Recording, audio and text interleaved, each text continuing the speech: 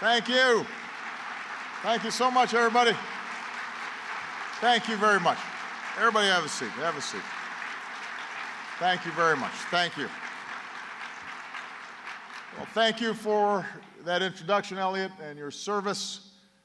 Thanks to all of my members of the Cabinet who are here today, and welcome everybody who is here as well as joining us online. My message here is simple. Thank you. I'd like to come bearing raises and perks.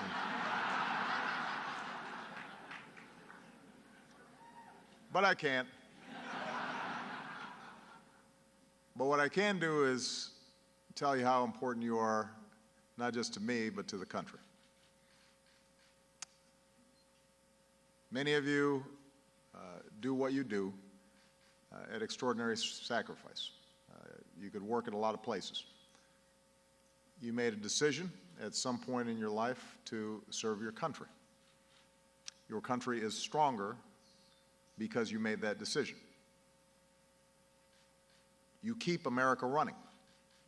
Our airports, our embassies, our financial system. You take care of our troops and their families. You do it without fanfare. In fact, doing your job right often means nobody hears about you. They only report when something goes wrong. Or when there's a shutdown and suddenly somebody notices, oh, we need that, and nobody's doing it.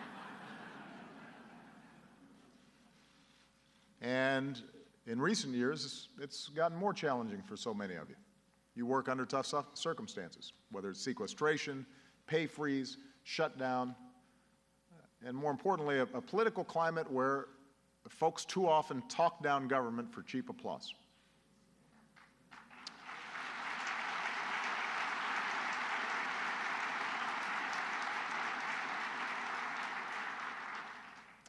So my main message is thank you. But part of my message today also is to recognize that we do have an issue that we've got to address. And that is, Americans don't trust government like we used to. Part of that is a very deliberate strategy of trying to undermine government. Part of it is political opportunism, but part of it is our need to constantly adapt to the demands of the 21st century. That's why we need you, and that's why we need the best and brightest of coming generations to serve. And that's why those of us who believe that government can and must be a force for good, those of us that believe that together we can keep our country safe and guarantee basic security and make sure everybody has a shot at success.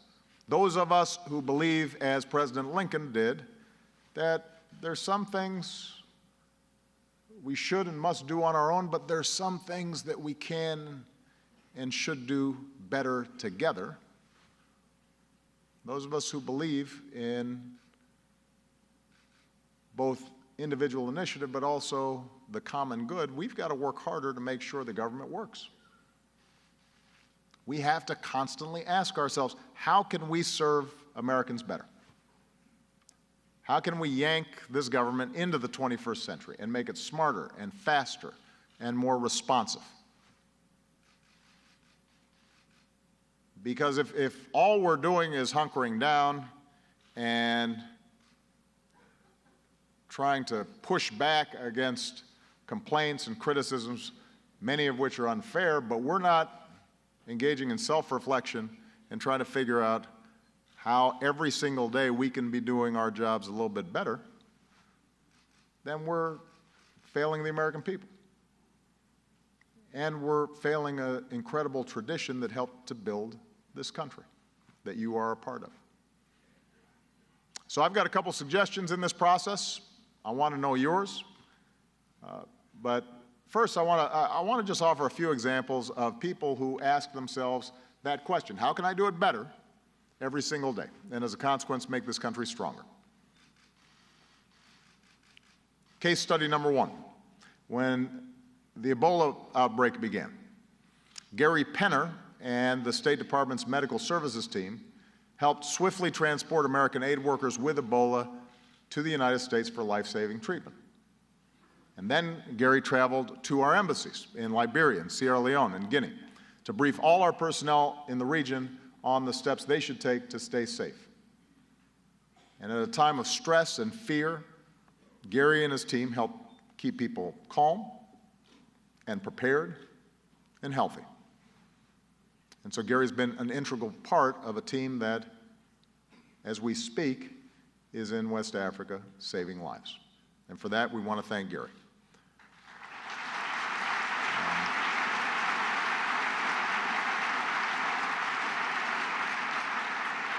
Example number two, we work with the international community to destroy Syria's declared chemical weapons, which have made the region and the world safer.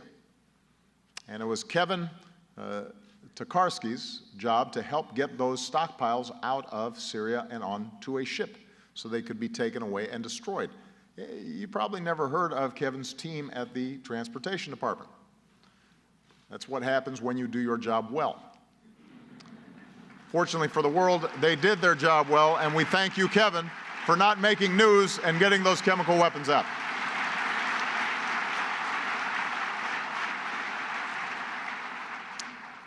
Example number three. Although everybody here, is doing remarkable work, let's face it, usually what we do isn't rocket science, unless it is.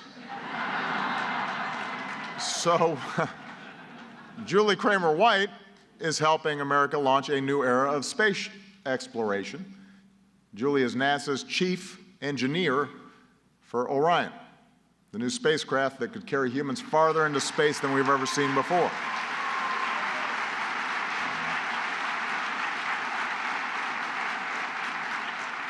I'm sure you were all as proud as I was to see Orion's first successful flight test last Friday. America was already the first nation to land a rover on Mars. When an American is the first human to set foot there, we'll have Julie and her team to thank. And, at that point, I'll be out of the presidency, and I might hitch a ride. So, thank you, Julie, for your great work.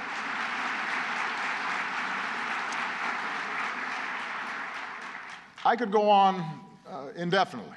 Our senior leaders here and around the globe are the best of the best.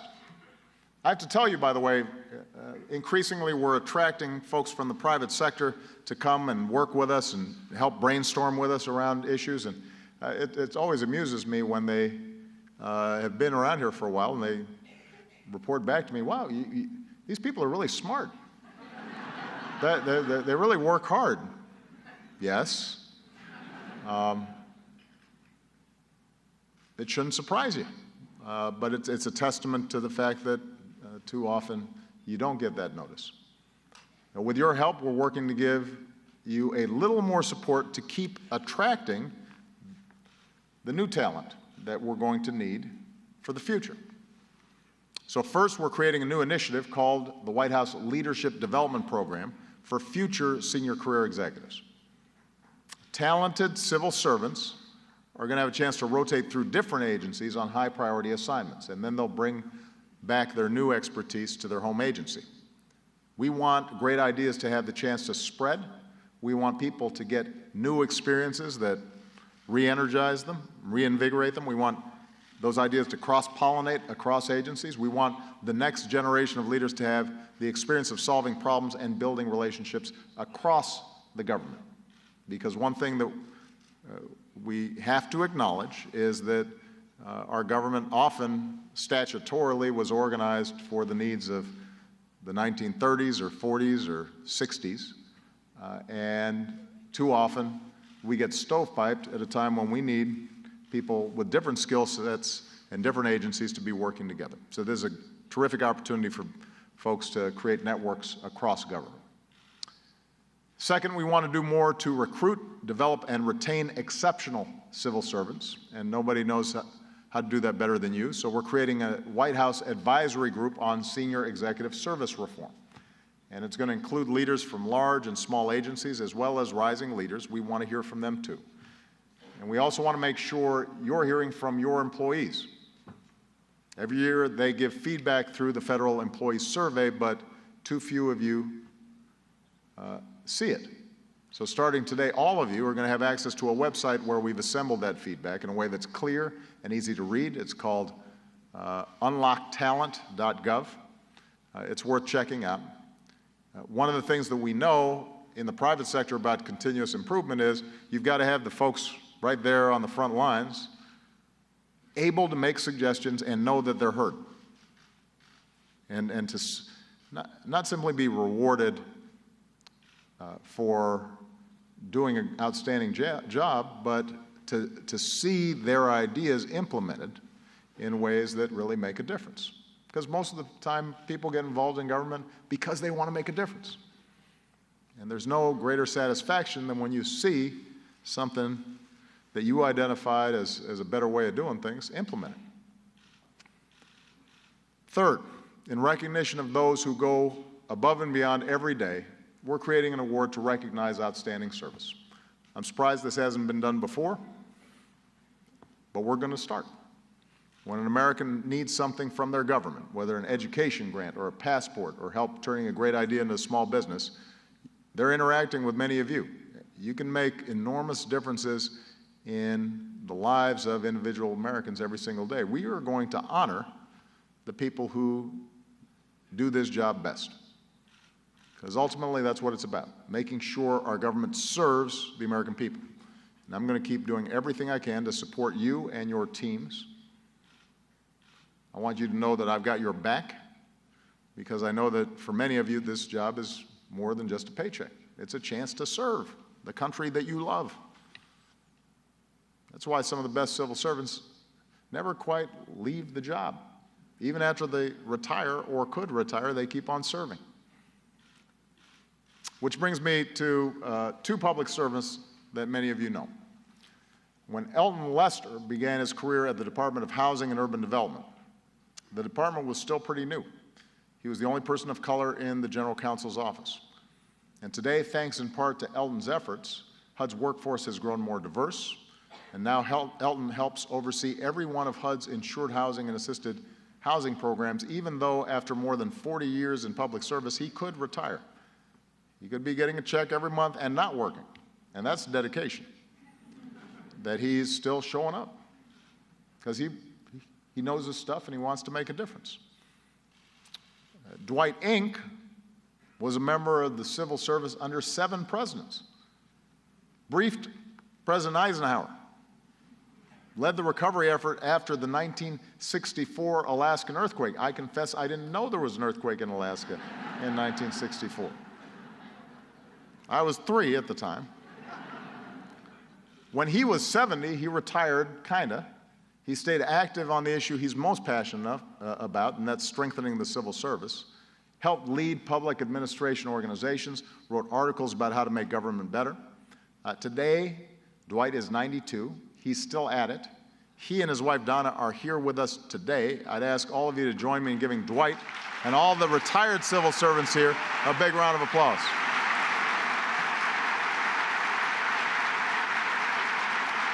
There's Dwight back there.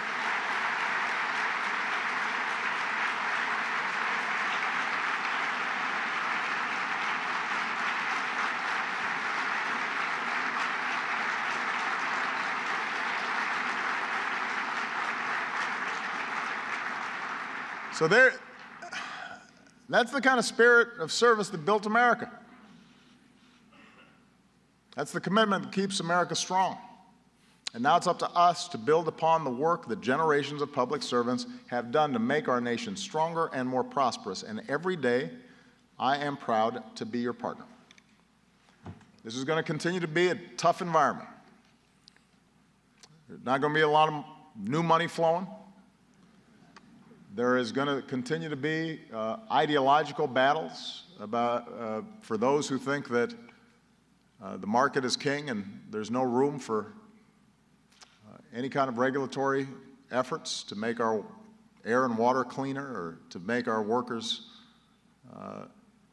be in a safer work environment, to assure that every child, not just some, get opportunity.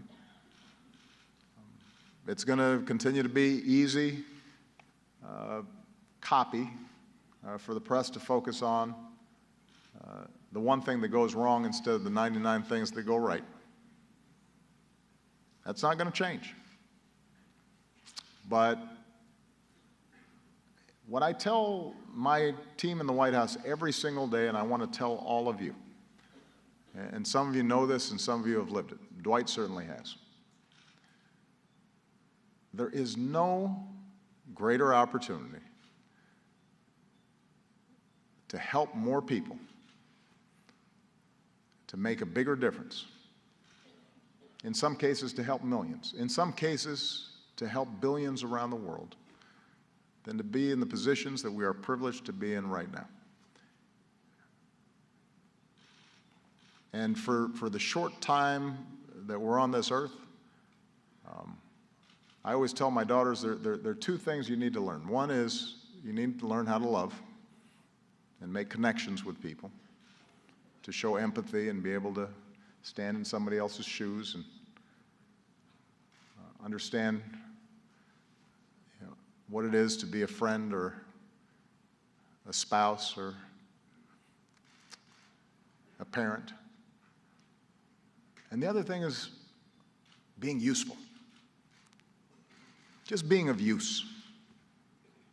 Knowing that when you wake up every day, you have the chance to maybe make sure that somebody who didn't have a job last week has a job. To make sure that somebody who's driving to work gets there safely because the road's safe. To make sure that somebody who didn't have health care now has it, and as a consequence are able to catch that disease before it kills them. To make sure that some child somewhere that doesn't have much of a chance suddenly gets that chance. And their whole world, their whole life suddenly unfolds differently because of what you did. What an incredible privilege that is. What better way to spend your careers than what you do right now? I want you to wake up every day knowing that the President of the United States appreciates you for making that difference. Thank you. God bless you. God bless America.